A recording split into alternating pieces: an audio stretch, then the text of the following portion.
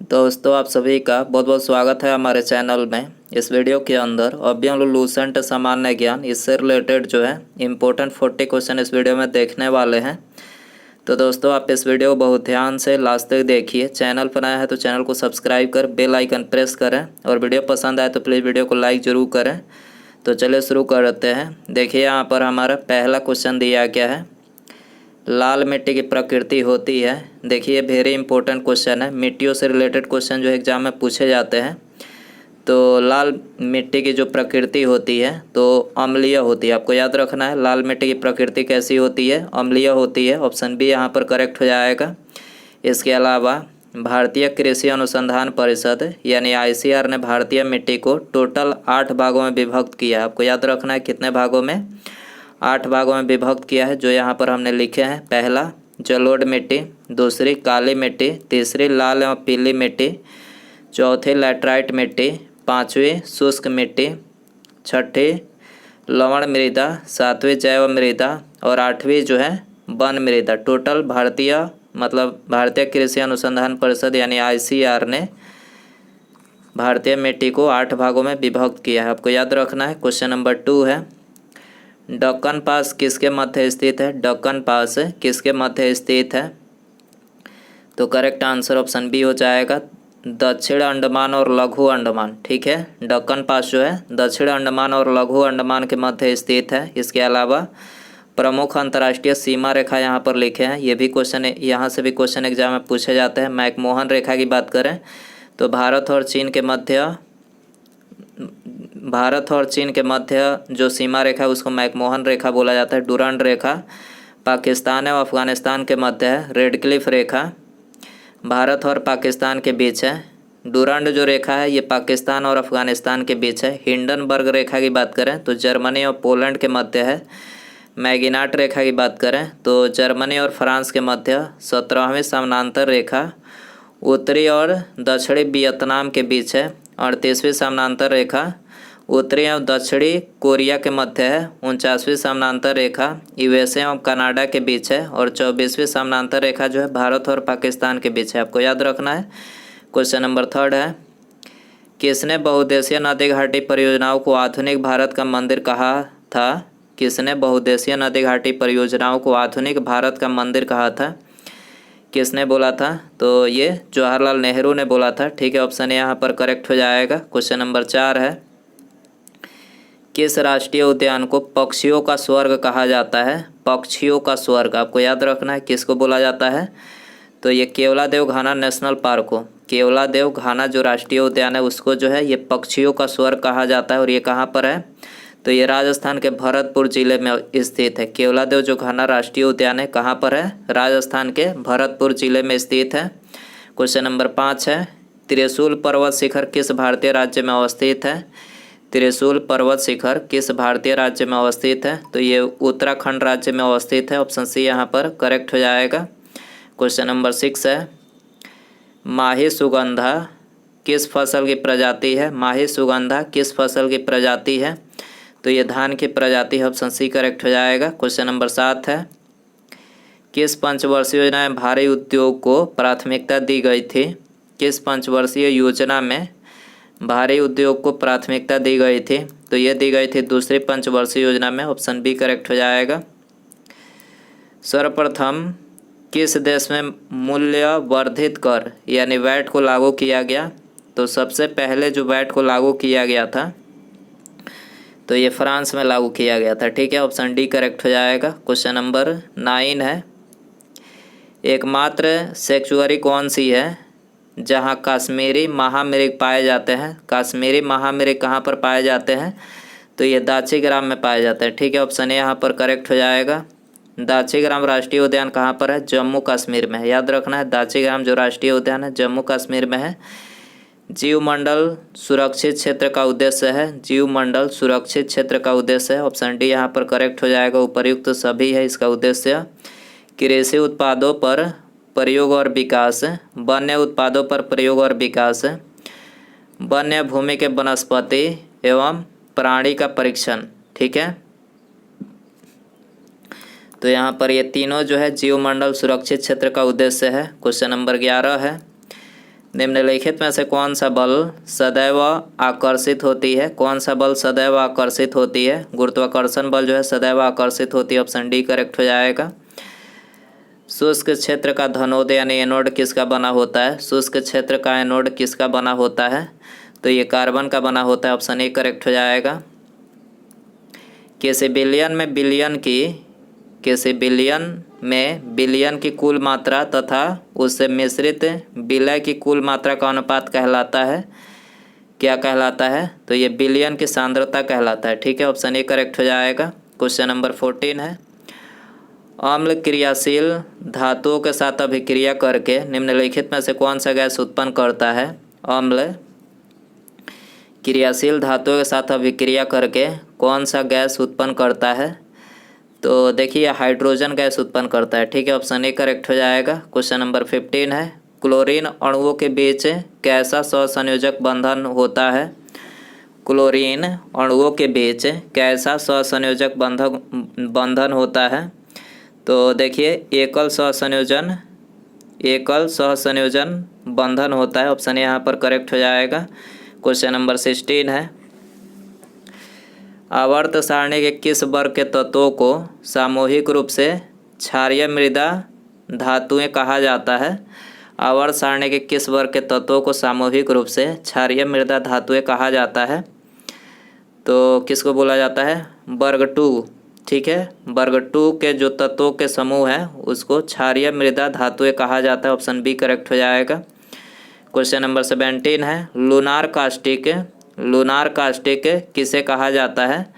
तो lunar caustic जो है सिल्वर नाइट्रेट को बोला जाता है। ठीक है, ऑप्शन डी करेक्ट हो जाएगा। दोस्तों वीडियो पसंद आ रहा है तो प्लीज़ वीडियो को लाइक ज़रूर करें, दोस्तों में शेयर कर सकते हैं। चैनल पर आए हैं तो चैनल को सब्सक्राइब करके बेल आइकन प्रेस करें। अगला क्वेश्चन देखते हैं, निम्नलिखित में से किसका हृदय 4 कक्षीय होता है? किसका हृदय 4 कक्षीय मतलब 4 कोष्ठक के होते हैं?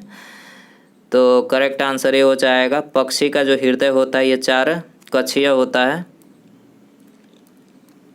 भारत में अब तक कितनी बार नोटबंदी हो चुकी है? भारत में अब तक कितनी बार जो है नोटबंदी हो चुकी है? 3 बार हो चुकी है। ठीक है, 1946, 1978 और 2016 में 3 बार जो है अब तक भारत में नोटबंदी जो है हो चुकी है। अगला क्वेश्चन है, निम्नलिखित में से कौन सुमेलित नहीं है? कौन सा एक जो है इसमें सुमेलित नहीं है? तो ऑप्शन डी यहाँ पर करेक्ट हो जाएगा। यकृत जो है शरीर की सबसे बड़ी मिश्रित ग्रंथि है, तो ये शरीर की सबसे बड़ी मिश्रित ग्रंथि नहीं है, ये केवल सबसे बड़ी ग्रंथि है। अग्न्याशय जो है ये मानव शरीर की दूसरी सबसे बड़ी ग्रंथि और मिश्रित ग्रंथि। अग्न्याशय रहता है यहाँ पर तो करेक्ट होता है, लेकिन यहाँ पर ये गलत सुमेलित नहीं पूछा था, तो डी आंसर हो जाएगा। ठीक है, बाकी ये तीनों करेक्ट है। अमाशय अम्ल का निर्मोचन, बड़ी आंत जल का अवशोषण करता है और छोटी आंत पचे हुए भोजन का रुधिर वाहिकाओं में अवशोषण करता है। तो यहाँ पर ये तीनों ही करेक्ट है, चौथा सुमेलित नहीं है, तो ऑप्शन डी करेक्ट हो जाएगा। मानव शरीर के परिसंचरण तंत्र के किस भाग में ऑक्सीजन रहित रक्त का प्रवाह होता है? तो ऑक्सीजन रहित रक्त का प्रवाह मानव शरीर के किस परिसंचरण तंत्र के भाग में होता है? तो ये होता है महाशिरा में। ठीक है, ऑप्शन सी करेक्ट हो जाएगा। वाष्पोत्सर्जन के लिए पौधे की निम्नलिखित रचनाओं में कौन जिम्मेदार है? वाष्पोत्सर्जन के लिए पौधे की रचनाओं में कौन जिम्मेदार है? तो एस्टोमेटा जिम्मेदार है। ठीक है, ऑप्शन डी करेक्ट हो जाएगा। अगला है, निम्नलिखित में से कौन सा जीव परागणकारी है? कौन सा जीव परागणकारी है? तो करेक्ट आंसर डी हो जाएगा। इनमें सभी चमगादड़, मधुमक्खी और पक्षी तीनों यहाँ पर जो है परागणकारी है। खानवा का युद्ध बाबर और किस शासक के बीच हुआ? खानवा का युद्ध बाबर और किस शासक के बीच हुआ? तो ये बाबर और राणा सांगा के बीच हुआ। सी आंसर हो जाएगा।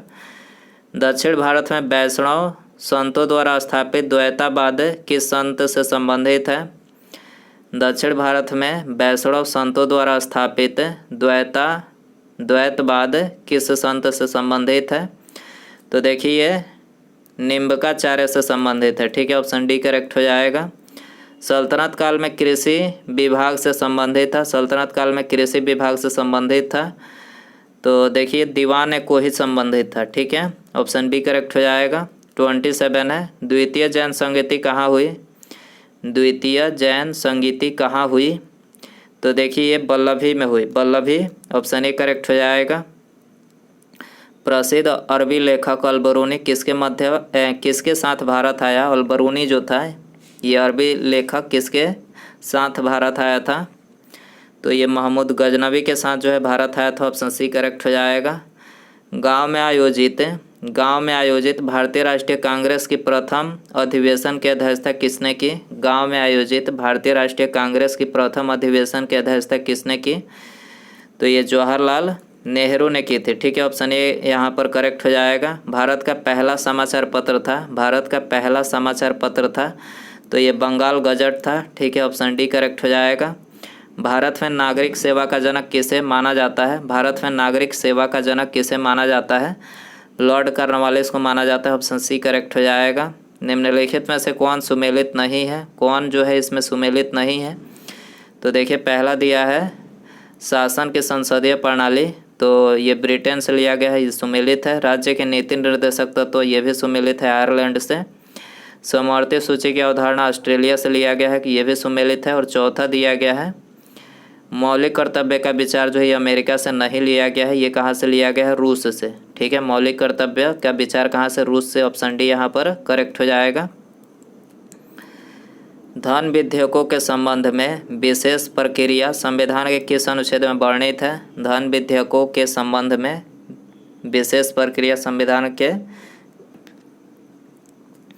किस अनुच्छेद में वर्णित है? तो ये अनुच्छेद 109 में वर्णित है। ऑप्शन ए यहाँ पर करेक्ट हो जाएगा। अगला है संविधान के प्रथम अनुच्छेद के अनुसार भारत है। संविधान के प्रथम अनुच्छेद के अनुसार भारत है तो ये भारत जो है राज्यों का संघ है। ठीक है, पहला अनुच्छेद जो है ये संविधान के अनुसार एक राज्यों का संघ है। ऑप्शन ए यहाँ पर करेक्ट हो जाएगा।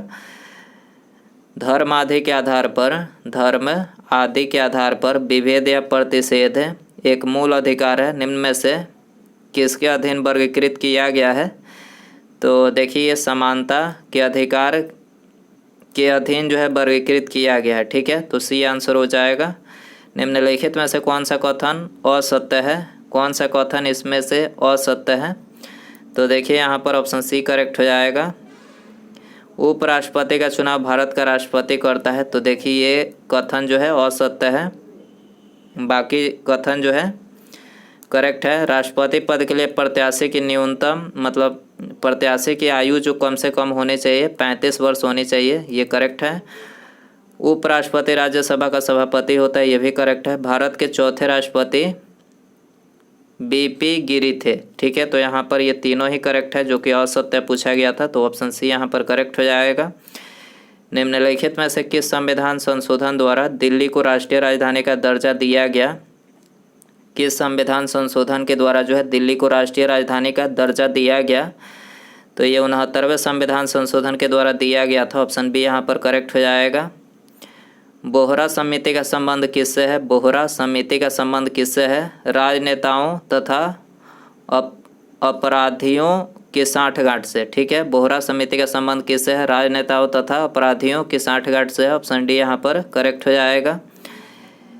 एक ही राज्य में बहने वाली भारत की सबसे लंबी नदी है। एक ही राज्य में बहने वाली भारत की सबसे लंबी नदी है, कौन सी नदी है? लूनी नदी है। ठीक है, लूनी नदी है। लूनी नदी जो है ये राजस्थान की एक महत्वपूर्ण नदी है, याद रखना है। लूनी नदी राजस्थान की एक महत्वपूर्ण नदी है। उसके बाद यहाँ पर हमारा अगला क्वेश्चन है। ठीक है, विश्व कप फुटबॉल के प्रथम विजेता देश आपको बताना है। इसमें आपके लिए होमवर्क क्वेश्चन रखते हैं। विश्व कप फुटबॉल के प्रथम विजेता देश आपको इसमें बताना है। Italy, Argentina, Uruguay, Czechoslovakia. तो दोस्तों यदि आपको इसका आंसर पता हो तो कमेंट बॉक्स में ज़रूर बताएं, और वीडियो पसंद आया हो तो प्लीज़ वीडियो को लाइक ज़रूर कर दें। ठीक है, और अपने दोस्तों में शेयर कर सकते हैं। चैनल पर नया है तो चैनल को सब्सक्राइब करके बेल आइकन प्रेस करें। ठीक है, मिलते हैं अगले वीडियो में। नमस्कार, जय हिंद, जय भारत।